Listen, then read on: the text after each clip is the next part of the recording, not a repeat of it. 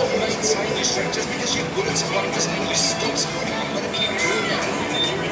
Jorge Fernandez is off to the right. He hit it 45, but Invictus in first. You've got 380 up front here for Eamon. 390 for Froning, like it's nothing at all. 365 in the back. Fernandez is good for Invictus. Also, yes, at 380. Invictus is absolutely fired up because that should secure an event win for a team in podium contention on the start of day 2. Ooh, huge for Invictus. 440 pounds for Jorge Fernandez. Unbelievable. I mean, he was a baseball pitcher, driving with your legs, right? But still. They could all do that. Wow, no, that was a great lift. Invictus were the teams that we said was a stronger team. Expected to see them up there at the top of the leaderboard when it comes to the strength event, like they always are. But now we need to quickly shift gears. Mayhem, once again, Mayhem Freedom in second place. Solid second place across the board. I would keep an eye on Invictus in this particular one. Just because the Sea of Green was 5th, 7th, and came in 4th at the end of day 1. They just picked up an event victory, and they were phenomenal on the running event last year. Invictus could put themselves maybe in the spot for a leader's jersey. How do they do it? Well, the recipe for success here is going to be correct run strategy.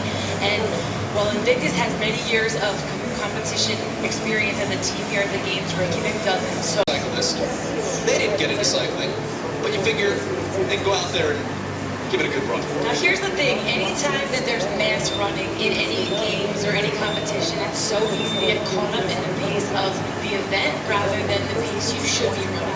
All of these athletes have a sweet window that they should be running, they should know their tempos, and when you watch Mayhem Freedom in the back, just kind of staying there, staying composed is really important to watch that and know they're seeing the whole field of play ahead of them. It's almost scary.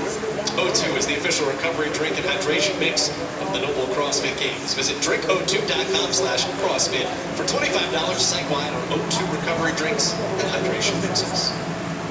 Speaking to the Selwyn guys yesterday, they were pretty happy with their first event, even though they did have that delay for 3 hours. But they said today is the day they are going to make their move because they've really got a lot more in the tank and a lot more to give.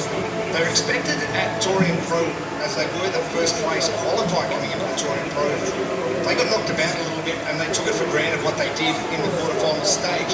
Coming into that, they said they're not going to make the same mistakes they made at Torian. And they did come in the second place position into the qualifying for the CrossFit Games, but they just want to make a mark today and propel themselves up.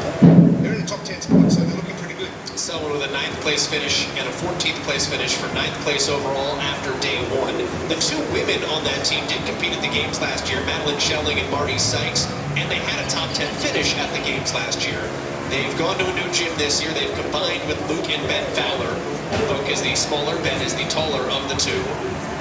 And we talked about their father, an Olympic cyclist, their father Ryan, 4-time Olympic cyclist. There's some fitness in those bones. Put that team together, they've had hopes of a podium.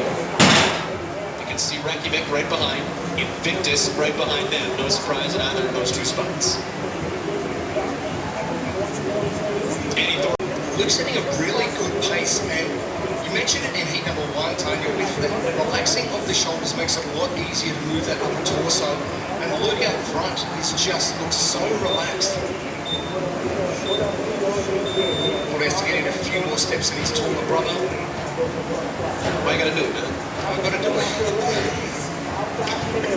They did want to give a shout out, by the way, their coaches passed. They called him their water boy for the weekend. Bailey Martin, who also competed at the Torian Pro, just missed out on the cut for the CrossFit Games as an individual.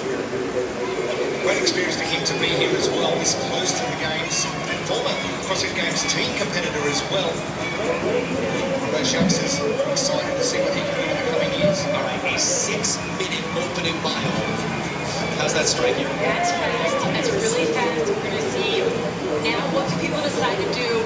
How are they breaking things out? Lauren Fisher, Con Porter go out for mile 2. I really like this. Khan is on an absolute mission this this week. So that is a great thing to do, and knowing that Lauren's got to keep up with him because he's going to set a red hot pace.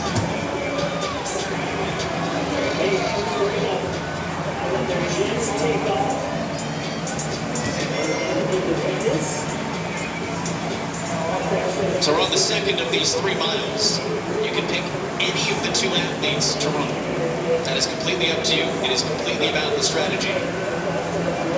Marty Sykes joining Van Fowler for the second lap. Tom Porter's with Lauren Fisher. Invictus has gone with their 2 men. So Joshua Alshama wears the shades that have the green tint to them with the headband.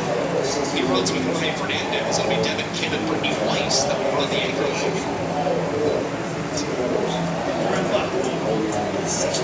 Oslo Navy. Nikolai Villadel on the left. Got Fisher and Porter from Reykjavik chasing them down behind.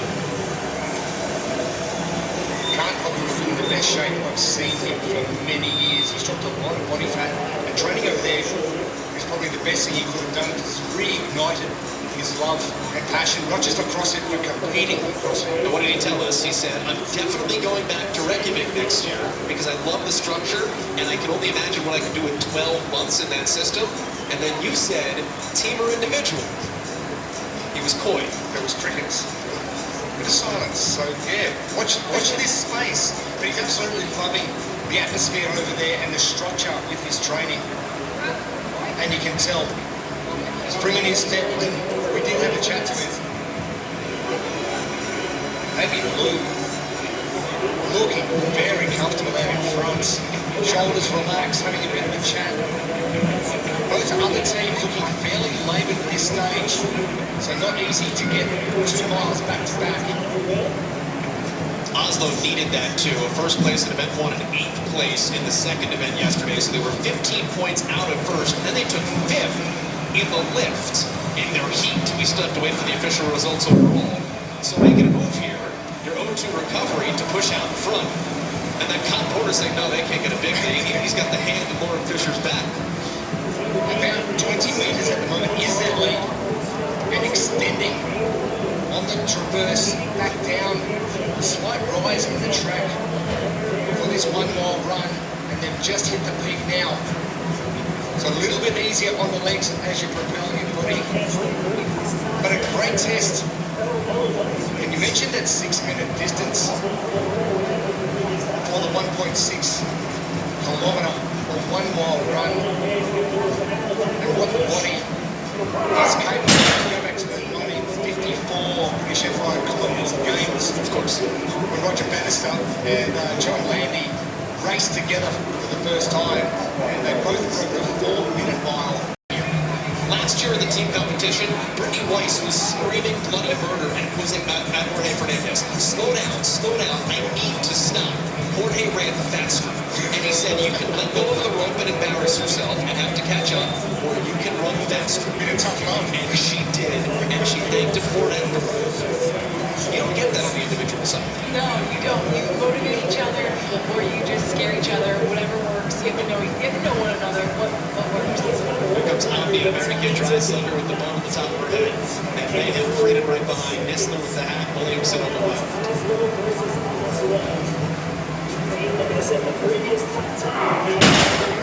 This is the fun part here, running through the RV park.